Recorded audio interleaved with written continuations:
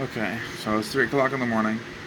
Uh, was trying to fall asleep. I was scrolling through Twitter, Facebook, stuff like I normally do before I roll over in bed. And I saw two tweets, both from Dmg and Cosmo. DMD's I'm tired. DMG's Twitter tweet basically summed up that he is a survivor, which I completely sympathize with, and I'll get to that in a moment. And it's my story about my surviving a rotten hand in this world before I even had a chance to choose it for myself. Um, the other was that survivors by Cosmo are always right. In Cosmo's case, if the survivors are indeed telling the truth, then yes, 100%. Survivors that are telling the truth are right. Believe them. Absolutely. But here's where I get into my story. My story, this is true. All of this is gonna be blunt, so I hope you all ready for it. I was not born into a Christian family. There were Christians in the family, but I was born into a family that was already divided from the start. Dad abandoned me at the age of 2. Um, my mom did what she could. Um, Sister Jalissa was born from a different dad. Sister Jessica was born from a different dad. Rotten luck with dads, right?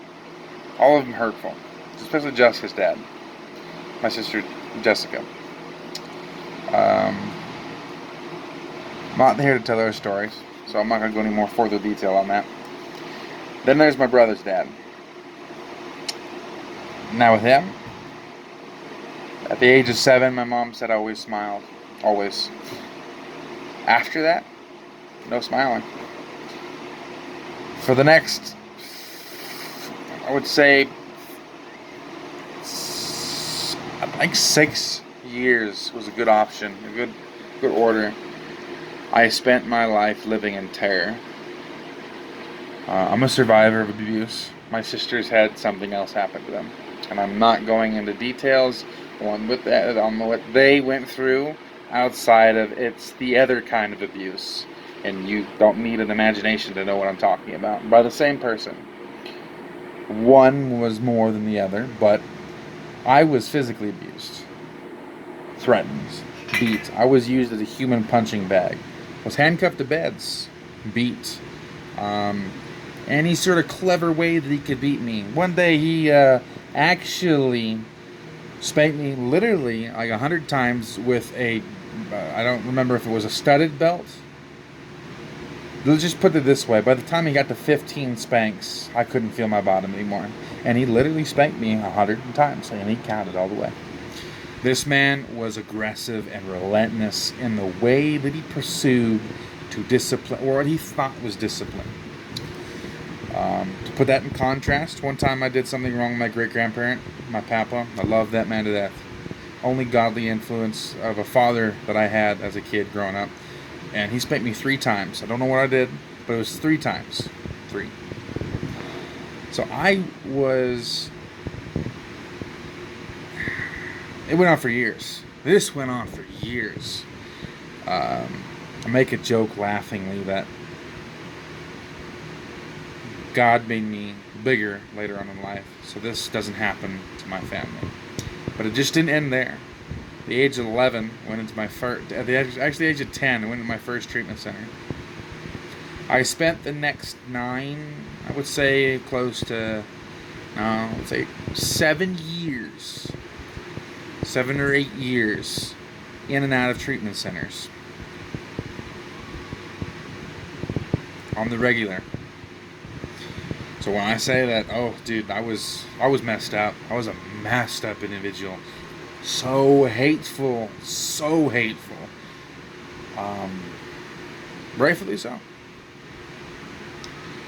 It wasn't until I was also baptized at 10, but I wasn't really saved, if you know what I mean. Uh, wasn't until I was 20, in the middle of Conscious Lake, New Mexico, where I found Christ. Um, that he really began to work on things. I had a mouth worse than a sailor, oh my lord. It was so bad. So bad.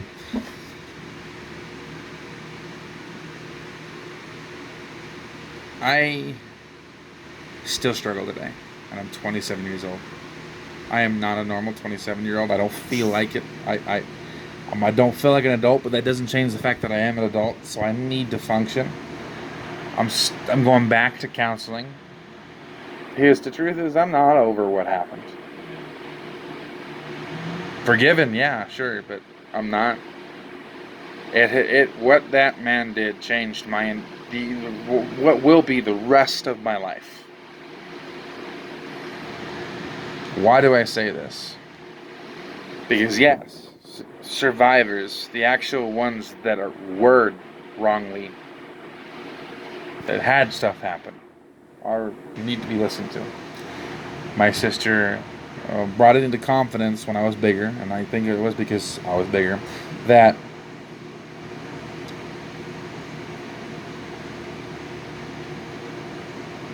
on what things happened, and I won't talk about it. Point is, ended up going to court, nasty years. He got what he wanted, or yeah, he got what he deserved, but also got what he wanted. This man was supposed to spend life behind bars, and I mean life. It was like 600 years, but slowly that whittled down because of the softness in New Mexico on these subjects, and abuse in general. That's why sex offenders and abusers flock to New Mexico, because they don't have a backbone when it comes to crime like that.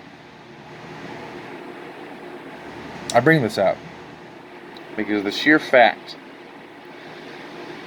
what made me angry in these tweets is what happened. What did I describe to you guys? The survivors came out. There was a due process. We had to go and prove that he did these things, even though he in fact did these things. He was still given his day in court. He even requested to have a day off so he could say goodbye to his family and stuff like that. But the judge didn't give it because he didn't want that one day for him to retaliate against us. They put him in jail.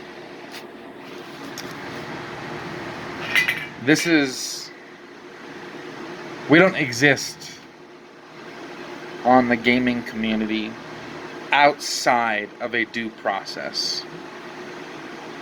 And when I say punishments should fit the crime committed, I mean it. In this case, my family didn't get the exact justice that we had, but we did, because he's on a leash for the rest of his natural-born life. He has rules that he has to follow. If not, he goes right back to prison. He should have been there behind bars for longer than 15 years, but he got out in 7. Actually, sooner than that, actually. With good behavior and all that. That case, that's why I sympathize with the people who are sexually harassed, been assaulted, people who are abused, bullied. Sympathize greatly. But I do not agree with this community over this. And this is in regard to say no to rage, just to let you know. That's what this is in regard to.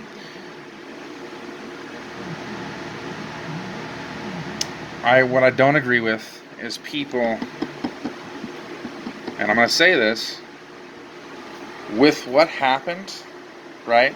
And now there's all of this evidence and just the timing of events and stuff like that. And DMG mentioned forgiveness. You're right, forgiveness He's not exactly earned through an apology, and I've never actually heard an apology from this man. But I forgave him through Christ, and it's only possible with God. Because, man, like I said, no, I was a hateful human being. And rightfully so. But through God and His grace, I was able to forgive this man. I'm still not over it. I still suffer from it as an adult. I'm mentally scarred. I even have some issues regarding life in general. There's a due process system in America for a reason. And this is when we get to Cosmo's tweet. Believe survivors. I have a problem with that statement.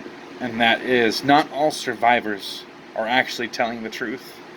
There has been cases, and these are true cases, where men were falsely accused of rape, and they spent 20 years in prison.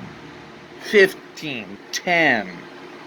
And later that woman came out, and there's all, you can look it up. These are not like me just spitting facts that I don't know. It's me looking this stuff up. People just want to be mean and see people suffer, even if they didn't do anything that they were accused of.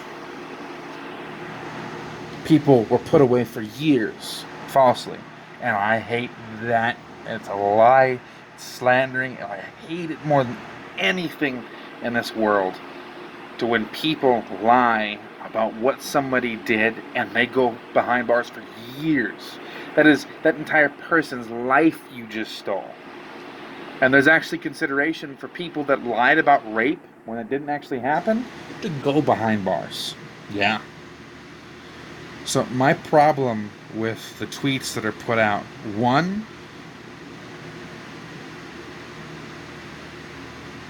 they help us sympathize with people who survive, absolutely. But with this case, it needs to be treated unique from the rest, because it is. No, not to my knowledge, sexual rape has occurred. No,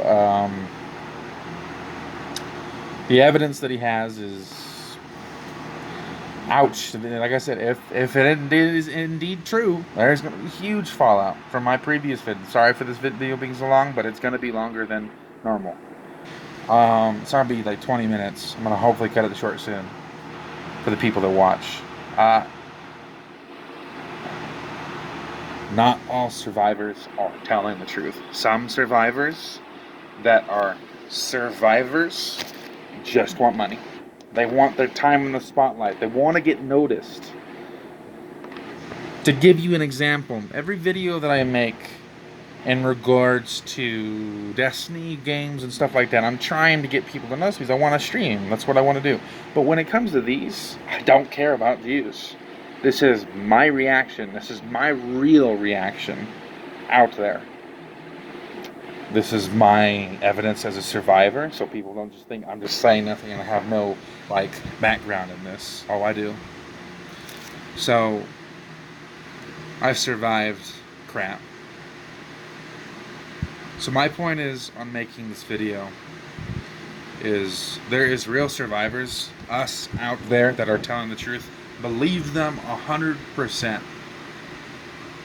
But there's also cases where people are falsely accused, and because of the believe all survivors, that mentality, people that haven't done anything get put away behind bars for years.